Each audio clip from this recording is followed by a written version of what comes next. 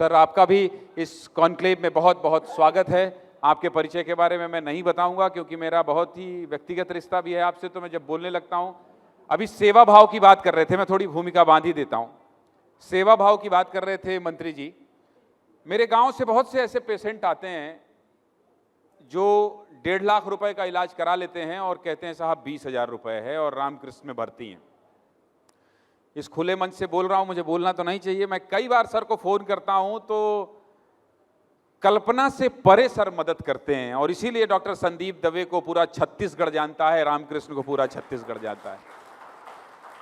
और ये हम लोगों के लिए बहुत गर्व की बात है कि आपने नर्सरी से लेके एक कॉलेज, यूनिवर्सिटी, चिकित्सा के क्षेत्र में बोल रहा हूं मैं, बहुत सारी कमी बेसी होती है जिंदगी में, हर आदमी के पास कुछ ना कुछ कमी होती है, हर कुछ सवाल उठा देता है व्यक्ति, लेकिन सर ने जो एक चिकित्सा के क्षेत्र में छत्तीसगढ़ को दिया है वो निश्चित तौर पर बहुत बड़ा है और इसको मैं इससे ज्यादा बयान नहीं कर सकता। बहुत बहुत स्वागत सर इस कॉन्क्लेव में आपका।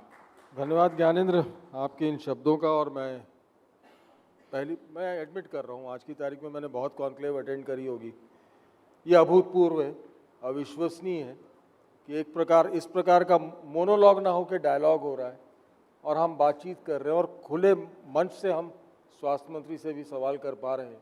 ऐसा आज तक के किसी कॉन्क्लेव में नहीं हुआ। बहुत बहुत धन्यवाद सर। ये विस्तार न्यूज के लिए आपका आशीर्वाद है, आप सभी डॉक्टरों का आशीर्वाद है। यकीन मानिए ये पहला प्रयास है, आप लोग ऐसे ही आशीर्वाद देते जाइए, इससे भी बहुत बेहतर और बहुत बड़ा करेंगे डॉक्टर साहब। बहुत बहुत धन्यवाद। शुरुआत इसी से कि स्वास्थ्य मंत्री थे तो मैंने स्टेप बाय स्टेप, कई बार गेस्ट से बहुत ज़्यादा कड़वे सवाल सिरोही मैम नहीं पूछा जा सकता है, लेकिन मंत्री जी से मैंने वो सब कुछ सवाल पूछा क्योंकि बाद में आप लोगों का भी सामना करना पड़ता मुझे, तो आयुष्मान से लेके मैंने सब कुछ पूछा। लेकिन छत्तीसगढ़ में जैसे कि मंत्री जी ने बताया कि हम औद्योगिक नीति ला रहे हैं इसके लिए, उसमें इसको शामिल कर रहे हैं। प्राइवेट अस्पतालों के पास कौन सी ऐसी चुनौती है, आयुष्मान को छोड़ के, उस पर तो बहुत बात हो गई, उस पर जिसको लगता है अभी इस सेक्टर में और ये बेहतर करने की जरूरत है? ज्ञानेंद्र भाई, सबसे बड़ी बात अगर आप देखोगे प्राइवेट अस्पताल, अगर मेरे को आज एक अस्पताल डालना है, आज मैं सोचता हूँ कि सबसे पहले उसके लिए मुझे ज़रूरत किस बात की? ज़मीन। तो अभी तक तो ये होता आया है कि आपको ज़मीन भी अपने ही दरों पर खरीदनी है, जो मार्केट रेट है उससे 1 रुपये कम दर पे आपको मिलता नहीं। तो जब भी आप एक कोई ग्रीन फील्ड प्रोजेक्ट बनाते हैं, जब भी आप एक नींव से अस्पताल को खड़ा करते हैं, तो प्रोजेक्ट कॉस्ट बहुत ज़्यादा हो जाती है।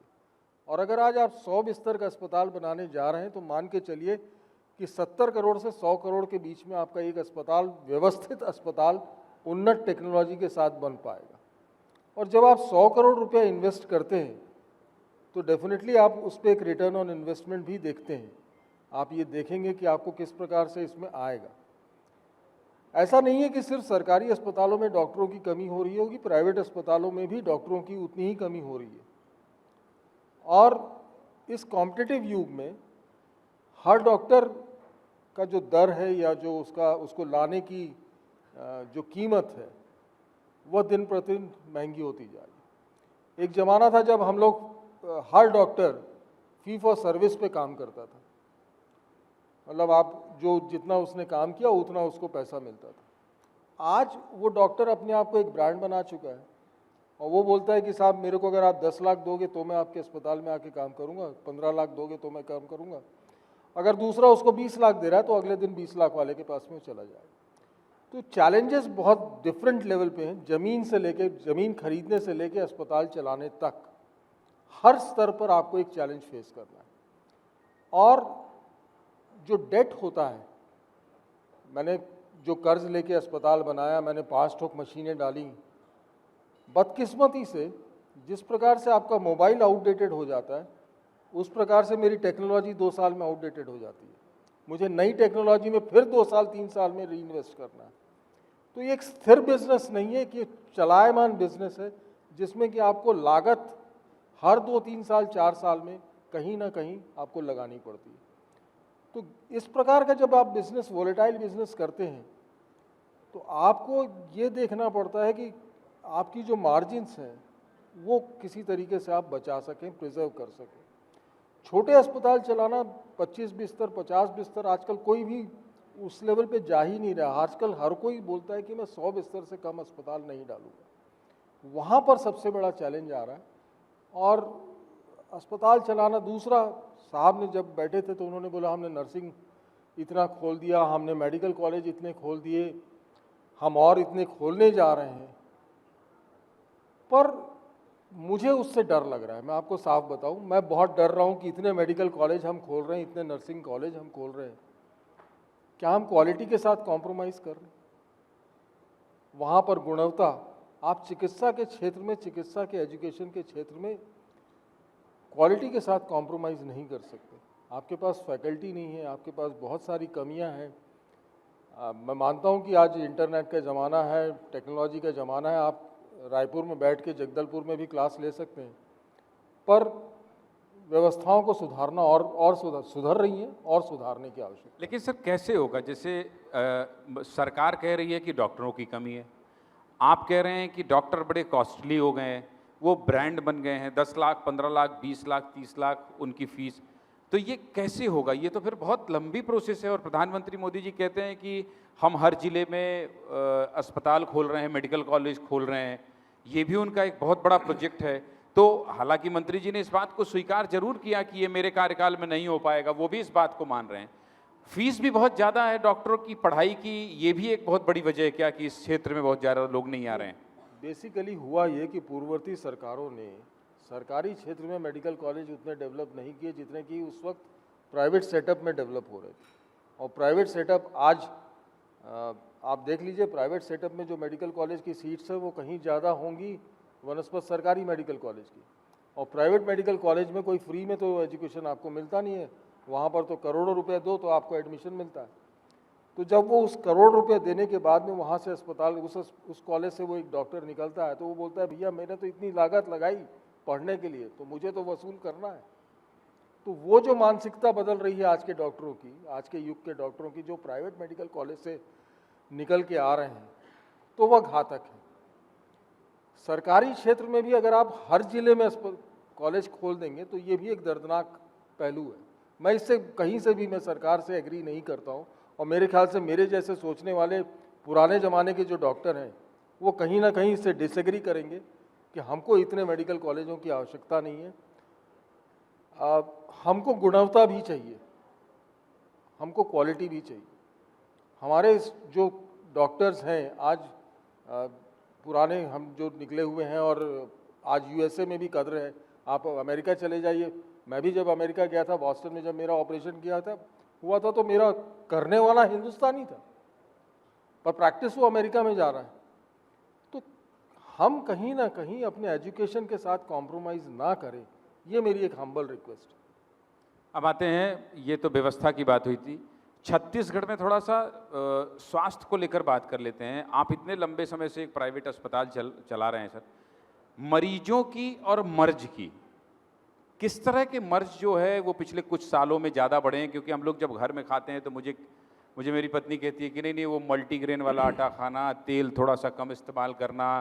अब थोड़ी दिनचर्या डॉक्टरी वाली बात कर लेते हैं, लाइफ स्टाइल को लेकर किस तरह के केसेस बढ़ रहे हैं? क्योंकि आप तो अस्पताल धीरे धीरे बड़ा ही हुआ है और इलाज का अनुभव भी लंबे समय से। लाइफस्टाइल डिजीजेज, जैसा आप खुद बोल रहे हैं, आपके प्रश्न में ही उत्तर छुपा हुआ है। लाइफस्टाइल डिजीजेज बहुत ज़्यादा बढ़ रही है, और उसमें सबसे ज़्यादा जो बढ़ रहा है वो है मोटापा, ब्लड प्रेशर, शुगर के हम आज की तारीख में हिंदुस्तान जो है वो ऑलमोस्ट कैपिटल हो चुका है डायबिटीज़ का।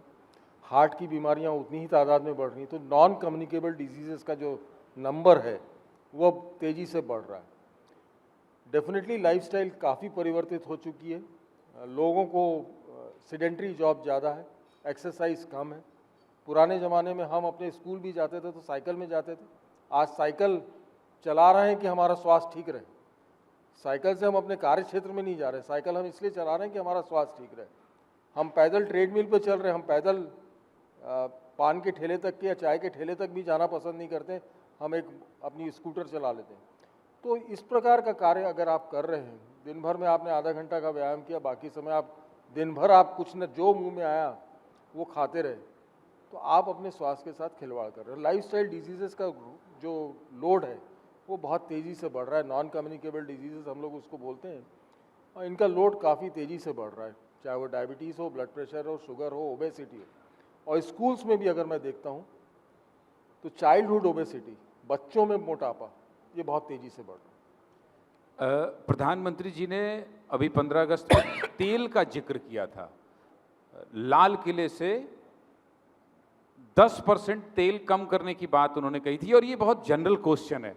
सबके मन में उस समय सवाल आया था कि यार तेल क्यों बोल रहे हैं कम खाने के लिए, क्योंकि लोग जो चिकन खाते हैं, जो चिकन में जब तक तेल के साथ नहीं वो उबले तब तक तो स्वाद ही नहीं आता। हालांकि मैं वेजिटेरियन हूँ, मैं नहीं खाता, लेकिन कुछ कुछ सब्जी जैसे कटहल की सब्जी मैं बनाता हूँ जो हम लोगों के लिए चिकन है, तो उसमें तेल से जब तक ना फ्राई करो तो नहीं मज़ा आता है। पनीर बनाओ तो लगता है खूब तेल हो जाए, प्याज जब तक ना भून जाए। ये तेल को लेकर प्रधानमंत्री बोल रहे हैं लाल किले की प्राचीर से, इससे किस तरह से खतरा है और कैसे बचा जा सकता है?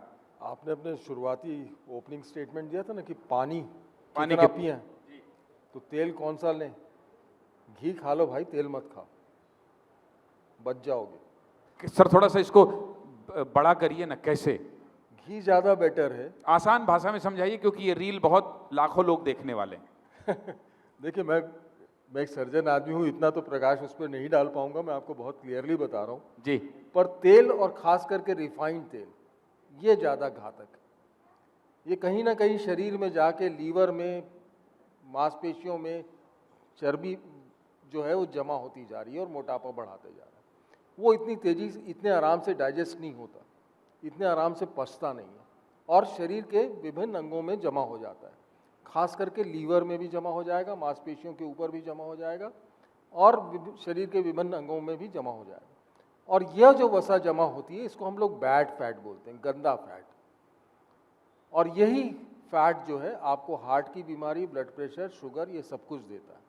तो इस प्रकार का जो फैट है उसका उपयोग आप कम से कम करें। घी एक बार जो हम लोग खाते थे, पुराने ज़माने के लोग जो है, और मैं अभी भी मानता हूँ कि हमारा जो शुद्ध सात्विक हिंदुस्तानी भोजन है, दाल चावल रोटी सब्जी, वो अगर उचित मात्रा में लिया जाए तो आपको उचित प्रोटीन, उचित वसा और उचित कार्बोहाइड्रेट मिल जाता है और आप स्वस्थ रहते हैं। ये जो प्रोटीन पाउडर खाना हुआ, बहुत सारे लोग हैं जिम जाते हैं और जिम के मैं शुरू ही करने वाला हूँ सर। जिम जाओ सर, पर वो प्रोटीन पाउडर मत खाना। नहीं खाना है जिम, मैं तो शुरू ही करने वाला था, क्योंकि मैं चलता हूँ 5 किलोमीटर पर डे, तो बाकी तो ठीक है। मैं सोच रहा था थोड़ा शेप वेप पे मिल जाए, 39 साल उम्र हो गई। जिम जाओ, पर वो प्रोटीन पाउडर वगैरह जो आजकल जिम में जो ट्रेनर्स हैं वो जो दे देते हैं, वो सब घातक हैं। उसमें कोई ना कोई कंपाउंड इस प्रकार के मिले हैं जो कि आपके शरीर को ज़्यादा डैमेज कर सकते हैं। इनका सेवन ना करें तो आपका स्वास्थ्य बेहतर रहेगा। अब मैं थोड़ा व्यक्तिगत सवालों पर आता हूँ। ऐसे सवाल बहुत कम पूछे जाते हैं, लेकिन मैं आपसे पूछ लेता हूँ। रामकृष्ण जैसा बड़ा अस्पताल और उसके करता धरता आप, बहुत सारे लोगों का फ़ोन आता होगा, जैसे मैं करता हूँ आपको, न जाने कितने मीडिया कर्मी करते होंगे, मंत्री करते होंगे, अफसर करते होंगे, आपके पीए कई सारे फ़ोन उठाते होंगे। कई बार उठा के ये कह देते हैं, एक बार मुझे कह दिया किसी ने, पिछले वाले ने, कि अभी सर सर्जरी कर रहे हैं, तो मुझे लगा यार कैसे बात होगी। ये भी तो एक प्रेशर है, आप लोग इसको कैसे हैंडल करते हैं? मतलब ये बहुत व्यक्तिगत सवाल है। इतने सारे लोग फ़ोन करते होंगे, सबसे बड़ा अस्पताल, और फिर उसके बाद आप जैसे डॉक्टर, इतना प्रेशर कि भाई साहब इसको ये देख लीजिएगा। अच्छा, उस समय कोई सुनता नहीं है, उनको लगता है डॉक्टर साहब कमजोरी कर रहे होंगे, फलाने से फ़ोन करवा दोगे तो ज़्यादा अच्छा इलाज कर देंगे। मुझे कई डॉक्टरों ने ये बोला कि भाई साहब ऐसा नहीं है, हम लोग इलाज तो करते ही हैं, हम इलाज करने के लिए ही बैठे हैं, लेकिन उसके बाद भी कोई अगर पहुंच वाला आदमी है तो एक फ़ोन जरूर करवाएगा कि मंत्री जी थोड़ा आप कह दीजिए। ज्ञानेंद्र भाई, इसका एक ही उत्तर है, प्रेशर हैंडल करना आना चाहिए। और प्रेशर हैंडल करना हम लोगों को, मेरे ख्याल से हम जब पढ़ने जाते हैं, शुरुआत करते हैं, तो उस दिन से सिखा दिया जाता है। पहले दिन जिस दिन मुर्दे को चीरा लगाना पड़ता है, उस पर डिसेक्शन करना रहता है, उस दिन 2-3 लोग गिरते भी हैं एनाटॉमी के हॉल में, क्योंकि उन्होंने कभी ऐसा मतलब सोचा नहीं था कि ये सब भी करना पड़ेगा। पर आप जो बोल रहे हो वो मेरे साथ रोज़ गुजरता है, रात के 2 बजे भी। और आज तक के मैंने, अगर मैं ऑपरेशन में नहीं हूँ तो मैं कोशिश ये करता हूँ कि मैं फ़ोन उठा लूँ। और मुझे एक मेरे सीनियर चिकित्सक ने बोला था कि भाई देख, ऐसा है, 12 बजे तेरे को फ़ोन आया, तेरी नींद तो खुल गई ना, फ़ोन की घंटी सुन के नींद खुल गई, तो इससे बेहतर है कि तू बात कर ले वनस्पत चिड़चिड़ाने से। तो गुस्सा मत निकाल, बात कर ले, 2 मिनट उसकी सुन ले, क्योंकि 12 बजे अगर कोई फ़ोन लगा रहा है तो ज़रूर तकलीफ़ में होगा, इसलिए वो फ़ोन लगा रहा है। तो बेहतर है उसको मैं 5 मिनट सुन लूँ और उसकी समस्या का अगर निदान कर सकता हूँ तो कोशिश करके निदान कर दूँ, वो ज़्यादा बेहतर है। बनस्पत मैं उसको गुस्सा करूँ कि यार ये कोई टाइम होता है क्या फ़ोन लगाने का। तो प्रेशर बहुत है और हर कोई ये सोचता है कि मैं उससे फ़ोन लगवा दूंगा तो बेहतर इलाज हो जाएगा या डॉक्टर मेरा बेहतर ध्यान ले लेगा। वैसा नहीं है। हर मरीज जो आपके पास पहुंच रहा है उसका इलाज हर डॉक्टर, अकेला मैं नहीं, यहाँ बैठे हुए हर चिकित्सक अपने हर मरीज को एक ही प्रकार की नज़र से देखता है कि वह सिर्फ उसका मरीज है, वो मरीज है, उसको इलाज करना है और जो बेहतर से बेहतर हो सकता है वो करना है। वो प्रयास सबका रहता है। अंतिम सवाल ये भी बहुत ही निजी है, डॉक्टर साहब कुछ डिस्काउंट दे दीजिए या तो फिर इसमें थोड़ा कम कर दीजिए। देखिए मुस्कुराइए, देखिए बहुत सारे लोग हंस रहे हैं, मुस्कुरा रहे हैं। ये सवाल नहीं पूछे जाते, ये सवाल पूछे ही नहीं जाते हैं जो मैं पूछ रहा हूँ। एक तो ये कि प्रेशर कैसे हैंडल करते हैं, दूसरा ये कि साहब आपसे तो हमारा बड़ा पुराना रिश्ता है, कुछ तो हमारे लिए, तो ये डिस्काउंट का पैमाना कैसे तय होता है, थोड़ा ये भी बताइए, बता ही दीजिए सर। ये देखिए लोग सुनना चाह रहे हैं, मुस्कुरा रहे हैं। डिस्काउंट का कोई पैमाना नहीं होता sir. Discount 100% of the time इस हिंदुस्तान में दो चीज़ें जरूर पूछी जाती हैं। गाड़ी BMW क्यों ना हो, माइलेज कितना देगी, ठीक है ना, और कोई भी चीज़ खरीदो कम कतेक कर बे, ठीक है ना, इसके बिना कोई चीज़ होती नहीं है। और वो बड़े से बड़ा आदमी, एक चीज़ और बता रहा हूँ ज्ञानेंद्र, बड़ा सा बड़ा जो सेठ है ना वो सबसे पहले डिस्काउंट मांगता है। वो गरीब आदमी पूरा पैसा पटा के जाता है, वो बोल देता है महाराज 10। सबसे बड़ा दुख वहीं पर होता है जब वो बड़ा सेठ बोलता है कि मेरे को 10,000, 20,000, 50,000 कम कर दो। दुख वहां पर, वो अफोर्ड कर सकता है, उसको तो मुझे पैसा दे के जाना चाहिए कि अगला कोई गरीब आएगा तो साहब मेरी तरफ से उसका इलाज कर देगा। ये नहीं होता। पर वो एक गरीब आदमी वो कहीं से भी लाएगा, पेट काट के लाएगा, वो बेचारा पैसा दे के जाता है। तो मैं और मेरा परिवार उस गरीब के लिए हमेशा खड़ा है, चाहे मुफ्त में क्यों ना करना पड़े। बहुत अच्छी बात कही आपने। अब इस सवाल के बिना, आप जैसे व्यक्ति से खुल के बात करने के बिना ठीक नहीं लगेगा। आयुष्मान भारत में सच में बहुत परेशानी है या तो फिर अभी कुछ ठीक हुआ है 2500 करोड़ का, जैसा मंत्री जी बोल के गए? एकदम दिल से बताइएगा कि स्मूथ चल रहा है, इनके प्रयास नहीं, एकदम मना मत कर दीजिए, वो इतना बड़ा बड़ा दावा नहीं, देखिए ऐसा है, मैं एक आपको बहुत साफ शब्दों में बोलता हूँ, हम कितना भी बोल दें, आयुष्मान एक योजना बहुत अच्छी महत्वाकांक्षी योजना है प्रधानमंत्री मोदी की, इसको मैं एडमिट करता हूँ, पर शायद एग्जीक्यूशन में बहुत बड़े बड़े प्रॉब्लम्स हैं और अभी तक मुझे उम्मीद थी कि एग्जीक्यूशन और स्मूथ होना चाहिए।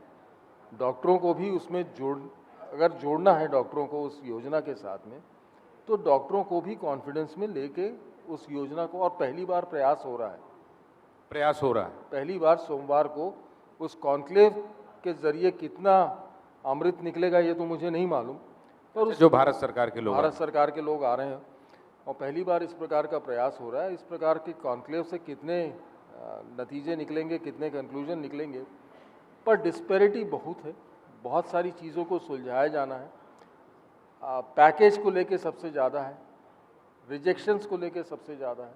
अगर मेरे ख्याल से कोई चिकित्सक अभी बोल भी रहे थे कि अगर मैंने कोई काम किया, आपने 14,000 का पैकेज रखा है तो मुझे 14,000 तो दे दो, उसका 8,000 6,000 तो मत दो। तो वो जो डिस्पैरिटी आ रही है उसको करेक्शंस होंगे और मुझे उम्मीद है कि आने वाले समय में इस पे कुछ ना कुछ बेहतर होगा। पर जब ये योजना लाई गई थी, यह योजना बिलो पॉवर्टी लाइन के लिए लाई गई थी, और अगर आप आयुष्मान योजना को भी अगर आप देखते हैं तो उसमें निर्धारित है कि ये योजना का लाभार्थी कौन है, उसके पास ये चीज़ें होनी चाहिए तो ही उसको लाभ मिलेगा। अनफॉर्चुनेटली सर, आज की तारीख में कार से उतरने वाले के पास भी आयुष्मान कार्ड है, क्या उसको आवश्यकता है? ये वो सुधार है जो करने की जरूरत है। ये वह सुधार है जिसको करने की बहुत आवश्यकता है कि जो सही में जिसको लाभ मिलना चाहिए उसको ये लाभ नहीं मिल रहा है। ये लाभ अगर सही व्यक्ति तक पहुंचाना है तो आइडेंटिफाई करना पड़ेगा कि ये व्यक्ति उस लाभ के लायक है कि नहीं है। जब तक ये योजना, तब ये योजना अच्छे से सफल होगी। हर डॉक्टर उस गरीब का इलाज करना चाहेगा, हर डॉक्टर उसका आयुष्मान में इलाज फ्री में करना चाहेगा, कोई पैसा नहीं लेगा एक्स्ट्रा, अगर वो सही में गरीब उसका लाभार्थी है तो। निश्चित तौर पर बहुत से ऐसी बातचीत निकल रही है जिसका समाधान मुझे लगता है देर सवेर निकलेगा। आपने वक्त दिया और बहुत खुलकर उन सब सवालों का भी जवाब दिया जो कि आप रोज़मर्रा की ज़िंदगी में हर चिकित्सक जो यहाँ बैठा है वो फेस करता है। बहुत बहुत धन्यवाद सर।